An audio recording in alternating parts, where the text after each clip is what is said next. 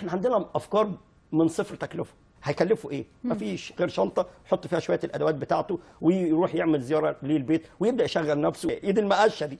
طب ايه المشكله ان احنا ننتجها هنا؟ طب وماذا بعد لما هتفضل حاطط الدولار بتاعك والذهب بتاعك مكنزه والدولار حاطه كوديعه في البنك؟ هل هذا هو اللي هيكون مستمر؟ طب ماشي، هل الكلام ده ليه اخر؟ ليه اخر؟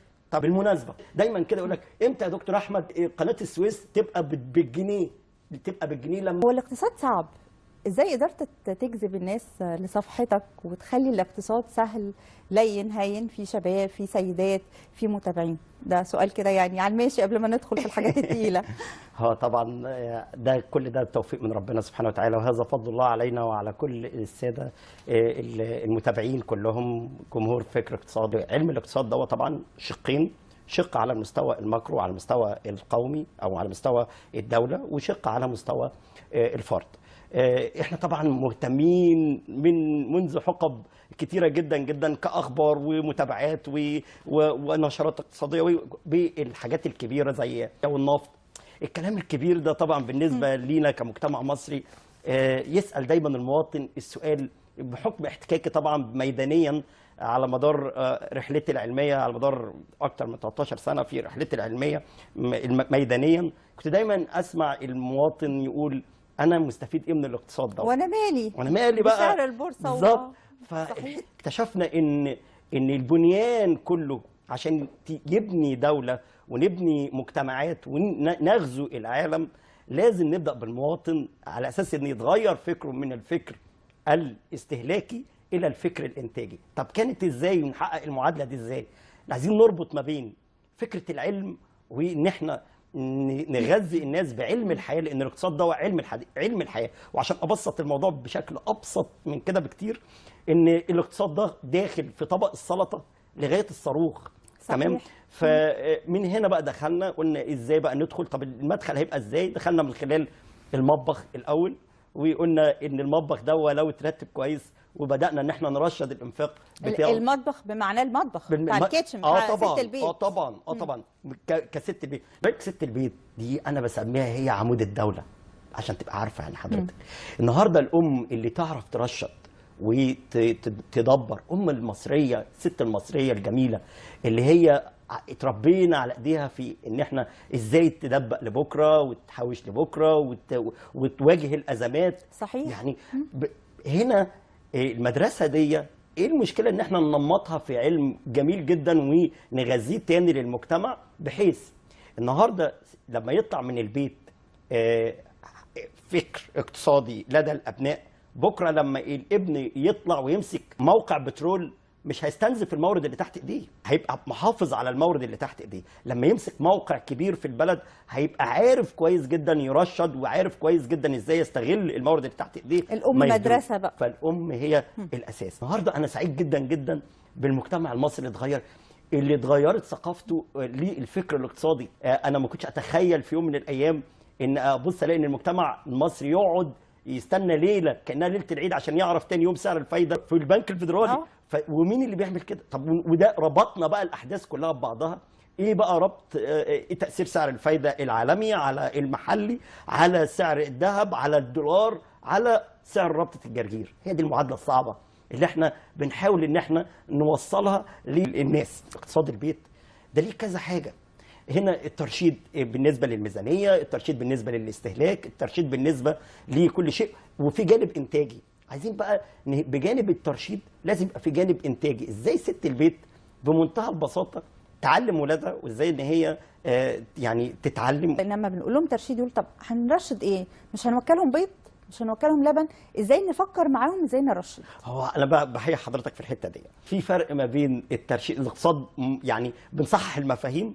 الاقتصاد بريء من تهمه الحرمان او البخل. في فرق ما بين البخل وفي فرق ما بين الترشيد. الترشيد ان انا بستخدم الشيء بحكمه بحيث ان يلبي لي احتياجاتي الحاليه ويساعدني على اللي جاي قدام. هي دي فكره السستينابيلتي اللي احنا بنتكلم عليها. فالنهارده لو قدرت ان انا البي احتياجاتي من الاكل بتاعي والشرب بتاعي واوفر فلوس لزنقه بكره، هو ده الفيصل اللي في الموضوع. اقترحت الحصاله؟ فكره الحصاله حضرتك والانتاج. النهارده السيدات اللي احنا بنقول الافكار اللي احنا بنقول ايه المشكله ان تستغل سطح البيت بتاعها في انتاج سلطه البيت، ودي موجوده والحمد لله منتشره جدا جدا في اكتر من 480 بيت عندي على الصفحه عاملين منفذين حاجه زي كده، وحاجه جميله جدا جدا. بالنسبه للحصاله مش مكلف يا دكتور؟ ولا مكلف ولا حاجه، ده حضرتك بستغل شويه الحاجات الاواني اللي موجوده عندي في البيت، وببدا ان انا بزرع، احط فيهم شويه تربه، احط عليهم شويه بحب الزراعه في كده، في البساطه بتاعتها مش في التعقيدات، واجيب شويه البذور بتاعتها واسقيها واكل احلى ربطه جرجير اورجانيك. ايه المشكله في كده؟ بالنسبه للحصاله 10 جنيه كل يوم بقى اوفرها من هنا ومن هنا، يعني 10 جنيه دي بقى بنلاقي ان هي ممكن تروح في حاجات تانية. المدخنين برضو 35 جنيه ممكن بيروحوا في اليوم، لا احنا هناخد 10 جنيه هنحطهم في الحصاله يبقى 300 جنيه حضرتك معايا في اخر الشهر. 300 دول ادخل بيهم جمعيه، الجمعيه دي مع 10 افراد يديني 3000 جنيه اخليهم ممكن اجيب بيهم يساعدوا معايا في ضحيه في العيد اللي جاي، يساعدوا معايا في ملابس، يساعدوا معايا في حاجه بسيطه، اللي هو الحاجات اللي اهالينا كانوا بيستخدموها زمان. بالظبط. بس هي الفكره كلها ان احنا عايزين نأصل المساله، لان طبعا لما خدتنا الدنيا والغلاء ارتفع، لان احنا طبعا على مستوى العالم اللي هي الازمه الاقتصاديه، ودي الازمه اللي احنا عايشينها دلوقتي، وده دورنا احنا كاقتصاديين ان احنا لازم نكون متواجدين جنب المجتمع المصري وجنب كل شعوب العالم العربي، ان احنا نبقى واقفين جنب منهم ونساعدهم في المرحله دي، عشان الناس عايزه بوصله توجهها بمعزل عن الكلام الكبير اللي بيرهبهم من ناحيه الحروب العالميه وروسيا الناس مش عايزه كده. كمان لفت نظر الناس على فكره مبادرات التوفير في الزواج، يعني الزواج المبالغ فيه والمغالى فيه. دي اتمنى ان هذه الثقافه حضرتك تتغير، ان احنا طبعا حضرتك النيش ومشتقاته اللي هو المتحف الاثري اللي موجود جوه البيت، والمغالاه والمباهاه والمباهاه بقى اللي تشتمل بقى على المظاهر، وان احنا نبدا ان احنا نغالي ونعلي على بعض وعشان خاطر انا يبان نسبي كذا. انا عايزين بقى نقضي على الكلام ده، وفعلا في ناس استجابت لحاجه زي كده، وانا بحييهم انه الناس بدات تجيب دبله عيار 18، ويعني دبله مش توينز ومحبس ودبله. احنا لقينا كده مبادرات محطوطه على صفحه حضرتك، مبادره زفته، يعني في مبادره الشرقيه. بحييهم في تغيير نمط قائمه الزواج وقائمه المنقولات. المرحله دي عايزه كده، المرحله عايزين نعف الشباب اللي قاعدين في الشارع، لان الفراغ اللي موجود ده طبعا بيؤثر سلبا على الاقتصاد البيت نفسه واقتصاد المجتمع. ومن ناحيه ثانيه ان احنا عايزين نسهل ونبسط الامور عشان الحياه بتاعتنا تمشي، لان الضغوط الاقتصاديه دلوقتي بتولد حاجات ثانيه كتيره جدا جدا احنا عايزين نتلافاها، وهو ده المرحله اللي احنا عايزين نمشي فيها دلوقتي في الدولة. الاقتصاديين دايما بيحذروا، انا اسفه ان انا بنتقل بسرعه بس عايزين الاقتصاديين بيحذروا في هذا التوقيت من حاله الركود، من حاله التضخم، لكن حضرتك بتقترح دائما على الشباب بدايه مشروع صغير في هذا التوقيت. هل من الصحي في الاقتصاد بدايه مشروع صغير وافكار لرواد الاعمال وستات البيوت واهالينا في الارياف والمحافظات، هل هذا الوقت مناسب لبدء مشروعات صغيره؟ خلينا نتكلم بمنتهى الصراحه وبمنتهى الوضوح. هذا التوقيت احنا ماشيين في دايره يعني مسكنات على مستوى العالم. العالم كله بيستخدم مسكنات. ايه هي المسكنات؟ السياسات النقديه والسياسات الماليه اللي بتستخدمها الدول من خلال البنوك والكلام ده. يعني احنا عشان نتحرك بشكل قاطع وجذري ونقضي على المشكله اللي موجوده دي، الانتاج. النهارده عشان ننتج احنا محتاجين نغير الفكر بتاعنا من فكر استهلاكي لفكر انتاج. رقم واحد ده اتجاه. الاتجاه الثاني ان احنا عايزين نأصل حته المشاريع. مش كل حاجه اجري ارمي فلوسي على البنوك او الذهب او هو المرحله اللي موجوده دي جدا جدا ان انا امشي دلوقتي وفقا لمجريات السياسات النقديه اللي موجوده، ان الناس بتجري عشان كمال امن الذهب، او ان هي تجري على تحط الدولار. طب ماشي، هل الكلام ده ليه اخر؟ طب وماذا بعد لما هتفضل حاطط الدولار بتاعك والذهب بتاعك مكنزه والدولار حاطه على كوديعه في البنك؟ هل هذا هو اللي هيكون مستمر؟ اطلاقا وقطعا وبالاجماع. مش ده اللي هو دي الطريق اللي بينتهجه الحياه الاقتصاديه. الحياه الاقتصاديه ليها مدى. انت بتحط فلوسك بتلاقي ان الفرصه البديله اللي هي تكلفه الفرصه البديله دي اللي هي ان انت بتضحي بفلوسك من مشروع بتحطها نظير عائد اعلى في مكان تاني، بتحطه في البنك او بتحطها في الاستثمار او انت بقى هتيجي عليك مرحله لما عندما دلوقتي احنا طبعا في مرحله التعويم، فلما هيجي عند سعر التوازن احنا كده وصلنا للذروه في الدولار. هو هنقول كمان يعني ممكن اسبوع كمان كده هتبان معانا الرؤيه، لان الذروه دي بحيي حضرتك على المصطلح، لان هي الذروه دي اللي هي المرحله اللي بيلتقي فيها اقصى مرحله بيلتقي فيها قوى العرض وقوى الطلب بالنسبه للدولار وبالنسبه للجنيه، وبيبدا ياخد المنحدر تاني الى ان يستقر سعر الدولار عند سعر التوازن، او السعر اللي هو بيبقى السعر المعلن بتاعه. مرحله دلوقتي في صراع شديد جدا، ودي اللي بنحاول ان احنا نبسطه للناس، في صراع قوي جدا جدا ما بين قوى العرض وقوى الطلب على الدولار والجنيه. طبعا قوى التوازن اللي موجوده دي هي دي اللي بتحرك، هي دي محركات الموجه اللي موجوده على التعويم، لان التعويم يطلع الدولار وينزل، فاحنا بنحس ان الدولار طلع ونزل الى ان يصل الى نقطه الالتقاء سعر التوازن، عندها بقى ينزل معايا نشوف بقى تحديد مستويات سعريه هي بقى اللي بتحدد عندها سعر الدولار وسعر الذهب وسعر التعاملات. دلوقتي الصعود الجامح اللي طالع فيه الدولار ده نسبة للتضخم اللي موجود، ومن ناحية تانية أثر السياسات النقدية اللي موجود من البنوك البنك الفيدرالي أو البنوك المركزية، ده طبعا بيأثر على الحركة دي إلى أن تأتي سياسة أخرى هيبدأ إن احنا نشوف هينزل تاني وينزل بالتدريج الهبوط. طيب خليني نرجع تاني لفكرة المشروعات الصغيرة، هل دوت مناسب يبدأ مشروعات، وإيه هي الأفكار اللي ممكن تكون مش مكلفة عشان ما يقولش لا أنا هخسر، أنا خايف أخسر؟ هو طبعا افضل مشروعات بالنسبه لهذه المرحله هي اللي بنسميها اقتصاديا هي المشروعات ذات العوائد السريعه على راس المال اللي بيبقى فيها الجنيه المستثمر العائد بتاعه بيكون سريع. احنا عندنا افكار من صفر تكلفه. انا يعني اقول لحضرتك مثلا النهارده الشباب اللي هم بيتخرجوا من خدمه اجتماعيه او يعني الناس من مختلف الكليات، تمام، الكليات النظريه او الكليات التمريض مثلا، الناس اللي بيتخرجوا، ايه المشكله ان يعملوا مشروع خدمي اللي هي رعايات طبيه اسريه في البيت؟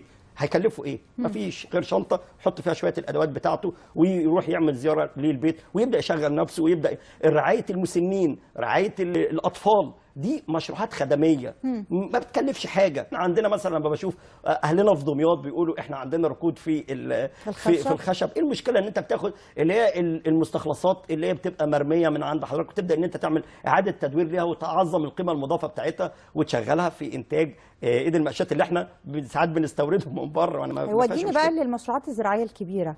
عندنا الاف الهكتارات من الاراضي الصحراويه الغير مستغله، والمياه ايضا مياه الصرف. هل ممكن ان احنا نوظف ذلك؟ يعني خاصه عندنا ازمتين، ازمه اللي ممكن تكون الاخشاب اللي بنستوردها بكم كبير، الازمه الثانيه الاعلاف اللي ممكن، وده بقى يودينا للمشروعات الزراعيه اللي حضرتك يعني كتبت فيها وتميزت. هو طبعا حضرتك يعني الموضوع ده موضوع شائك. مصر طبعا المساحه بتاعتها 1,000,000 و4,000، عندنا منها 33,000 كيلومتر مربع، ده منطقه الوادي والدلتا. الصحراء الشرقيه 225,000 كيلومتر مربع، الصحراء الغربيه 681,000 كيلومتر مربع، شبه جزيره سيناء 61,000 كيلومتر مربع. المساحات اللي موجوده جوه هذه الاقاليم فيها موارد يمكن استخدامها في مشاريع تولد قيمه مضافه على الاقتصاد المصري من ما فيش. النهارده عندنا موارد الصرف الصحي موجوده جدا جوه هذه الاقاليم اللي انا ذكرتها. لو تم استخدام هذه المصادر الصرف الصحي كمعالجه ثنائيه داخل هذه الاقاليم بانتاج اشجار الغابات واستخراج منها اللي هي الاخشاب اللي احنا بنتكلم عليها، ده تبقى حاجه عظمه. حضرتك ذكرت حاجه مهمه جدا جدا، قلتي هو الاتجاه نحو الصحراء واتجاه ان احنا نزرع ونوسع الزراعات اللي موجوده. عايز اقول لحضراتكم على حاجه مهمه جدا جدا جدا. على الرغم ان احنا مثلا عندنا قد مثال على الصحراء الغربيه 681,000 كيلومتر مربع، مش ونقول احنا سايبين الصحراء والكلام. طبعا ان مش شرط ان عشان احنا عندنا صحراء وكبيره يبقى شرط ان كلها تتزرع، وشرط ان هي تتعمل فيها زراعه، وشرط ان هي يكون فيها ميه. انا عندي حضرتك في الصحراء الغربيه اللي حضرتك قلتيها او الصحراء اللي احنا بنتكلم فيها في الصحراء الغربيه عندنا 20 مليون فدان قابله للاستصلاح وللزراعه. احنا هنقف عند هذا الرقم الضخم جدا اللي احنا بدانا فيه بمبادره 1.5 مليون فدان. نخرج لفاصل ثم نعود لمواصله الحوار مره ثانيه مع الدكتور احمد حاتم. وقفنا عند فكره ال 20 مليون فدان اللي موجودين في مصر او الصحراويه، هل هي قابله للاستصلاح ام لا؟ هي دي الفكره اللي احنا بنتكلم عليها، ان ليس بالضروره ان يكون عشان عندنا 20 مليون فدان في الصحراء الغربيه قابله للاستصلاح يبقى بشرط ان احنا عندنا في الصحراء الغربيه 24% منها رايحه في بحر الرمال، بحور الرمال والكثبان الرمليه، وطبعا دي منطقه من اراضي الدرجه الثابته. في عندنا اراضي الدرجه الثالثه دي 2.4 مليون فدان، وفي اراضي الدرجه الرابعه دي حوالي 5.6 مليون فدان. اراضي الدرجه الثانيه دي 1.7 مليون فدان.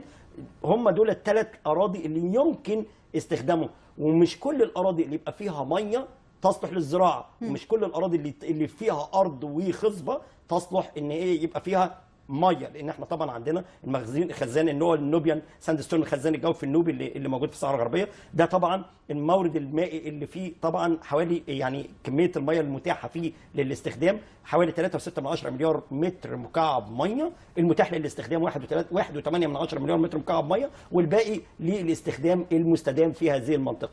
إذا يتحتم علينا في هذه المنطقة زي ما مطروح لدى مصر دلوقتي اللي هو مشروع ال1.5 مليون فدان، اللي بيستخدم أو بيستهدف مناطق محددة، هي دي المناطق اللي تتناسب معها فكرة تواجد المية وتواجد الأرض بإن هي تكون مناسبة للزراعة، مع اللي إيه بقى استخدام تراكيب محصولية موفرة للمية، ويتحافظ على الخزان الجوفي النوبي اللي هو النوبيان ساندستون اللي موجود، ويبقى في فكر مستدام. وهي دي الفكره اللي احنا تناولناها في رساله الدكتوراه باقامه مجتمعات عمرانيه جديده على المناطق المأهوله، ومن ناحيه ان احنا نستغل. وحته كمان عايز اقولها اتفضل بالمناسبه، بتمنى وبطمح يعني حته ان احنا نتبنى فكره المشاريع التخصصيه. يعني ايه التخصصيه؟ يعني اماكن التعدين يتم عمل فيها مجتمعات تعدين فقط، ما يتمش الزراعه فيها. صحيح. واماكن السياحيه او الاماكن الاثريه يتم عمل فيها مجتمعات سياحيه. احنا عندنا في الصحراء الغربيه عندنا اكثر من 42 مكان لسه لم يتم التنقيب عنهم وازاله الرمال من عليهم عشان يصبحوا ان هم مزارات سياحيه وتنمي القطاع السياحي في هذه المنطقه، سياحه السفاري، السياحه الاسلاميه، السياحه البطلميه، السياحه الاثريه، السياحه الفرعونيه الرومانيه، كل ده موجود. لو عملنا خرائط ربط موجوده مع ان احنا نعمل ده فكرنا ان ايه المشكله ان يتعمل اكبر استاد رياضي ما بين الصحراء الغربيه والصحراء الشرقيه عشان نبدا ان احنا نعمل خريطه ربط سياحي في المنطقه. استاد رياضي ما بين الصحراء الغربيه والصحراء الشرقيه. نفسي في منطقه الواحات البحريه، وده الهدف منه ان احنا لما نستقطب دول العالم يتم عمل بقى مزارات سياحيه، ناخده زي ما بيقولوا كده نركبه الفيل، خاصه من سيوه للفرافره طريق ضيق جدا. ياخد بقى السيوه الفرافره واحات الداخله الخارجه بلاط باريس، يطلع معايا على الاقصر واسوان، نرجعه تاني على الاستراحه بتاعته، نكون حلبناه من الدولار بتاعه، نبقى احنا بنستفاد. فكره شبكه الطرق الموجوده دلوقتي ان احنا نربط ما بين وادي ارقين جنوبا الى منطقه سيدي براني شمالا، في خط موازي للخط الاقليمي اللي موجود، مع خطوط عرضيه دلوقتي، طريق تنيدا منفلوط، طريق الفرافره، طريق الواحات البحريه بني مزار، الطرق العرضيه دي وسوهاج الخارجه. الطرق العرضيه دي تعتبر هي دي شرايين الحياه اللي بتمر على الطريق اللي هو الموازي دوت لفتح افاق جديده للاستثمار. نامل بقى ونطمح ان الشباب بقى بدل بقى الترندات اللي حضرتك قلت عليها من البدايه والتيك توك والكلام اللي احنا بنشوفه دوت، ان احنا نبدا نغير الفكر الاقتصادي، الفكر بتاعنا فكر استهلاكي وحرق للوقت وحرق المال والفلوس في هذا التوقيت لفكر ادخاري، الى ان نسعى الى الدخول الى منظومه مشاريع صغيره تاهلنا الى مشاريع كبيره من خلال فكره الروابط الاقتصاديه ما بين الشباب وما بينها وما بين بعضها. بقى اتمنى وبطمح ان يتم عمل مجلس قومي لاداره المشروعات الصغيره، بيتم تاهيل الشاب ازاي يعمل دراسه جدوى، ازاي يعمل تسويق، ازاي يعرف يعني ايه تسويق، ازاي يعرف يعمل مفاوضات بين المنتج والمستهلك، يبدا ان احنا ناهله، نربط ما بينه وما بين المصادر التمويليه، ونبدا ان احنا نديله مش قروض نقول له خد الفلوس وانزل بيها على الارض على طول، لا احنا بننزل بيه بالراحه واحده واحده، احنا اللي نشتري له الموارد، احنا اللي نتابع، احنا اللي نقيم، احنا اللي نبدا نحطه على السلمه بتاعته ونقول له سوق. لكن ان انا اديله فلوس ياخدها يضيعها، ده مشكله من المشاكل بتاعه الحقب السابقه، مش عايزين نكرر المشكله. للاسف وقتنا يعني انتهى، بس هقول لحضرتك نصيحه اخيره بقى تقولها للشباب او للسيدات او للي بيسمعنا وبيتابعنا، خاصه ان حضرتك ليك مبادره جديده هنسمع عنها ونتابعها للمستثمر الصغير او الاطفال تعليم الاطفال لفكره الادخار. نصايحك لفئات المجتمع المختلفه؟ هي طبعا نصيحه تحت عنوان كبير، اشتغل على اقتصاد نفسك. ده اهم شيء في الموضوع كله. اقتصاد نفسك يعني ايه؟ يعني انا اشوف الموارد المتاحه اللي حوالين مني، بشويه الفلوس اللي بيجوا لي. اول ما كانش في فلوس ابدا ان انا اشتغل واجيب فلوس. ايوه ما كانش في انتاج ابدا ان انا اغير وابدا ان انا اشتغل. عندي اطفالي ابدا ان انا اقعد معاهم واعلمهم ازاي يدخروا الفلوس وازاي ان هم يعملوا تبادلات. ده لسه احنا هنقول اللي هي بيزنس كيدز اللي احنا بنتكلم عليه، ان ازاي في تبادل مقايضه ما بين الاولاد. دي اول ليفل. بعد كده التبادل تجاري ما بين الاولاد. يقدر يقول لك انت هتحول البيت ده انا مش بحول لمنفعه. ده هو ده الاساس اللي جاي بعد كده. في فرق ما بين الموده والرحمه والاخوه والمحاباه وكل الكلام ده. ده جزء اصيل لا يمكن ان ننكره. والجزء الثاني ازاي ان انا اخلي الطفل يبقى عملي، يكبر يبقى عملي، ما يبقاش ان هو اتكالي، ما يبقاش ان هو معتمد على الغير. هو ده الفكر اللي احنا عايزين نوصل له في المستقبل. احنا مشكلتنا ان احنا اتكاليين على بعض، نسبة الإعالة علينا عالية وكلنا بنعول بعضنا. بسم الله ما شاء الله، مجتمع تكافلي. وفي نفس الوقت مستهلكين، بنحرق كلام وبنحرق وقت وبنحرق جهد وبنحرق حاجات كتيرة جدا بدون ما نستغل الموارد اللي تحت ايدينا ونبدأ ان احنا نتقدم. بالمناسبة مصر عشان دايما كده يقول لك امتى يا دكتور احمد قناة السويس تبقى بالجنيه؟ تبقى بالجنيه لما الصادرات بتاعتنا تبقى اكتر من الواردات بتاعتنا. انت تبقى بالجنيه لما يبقى عندنا ال 50 مليون مصنع وال 50 مليون بيت منتج، ويبقى تبقى بالجنيه لما نبطل الكلام ونبدا ان احنا نشتغل ونتجه. بشكر حضرتك، نورتنا، وان شاء الله متابعين لحضرتك وكل الاخبار الاقتصاديه الجديده. نورتنا يا دكتور. تحياتي يا فندم. بشكر دكتور احمد حنفي.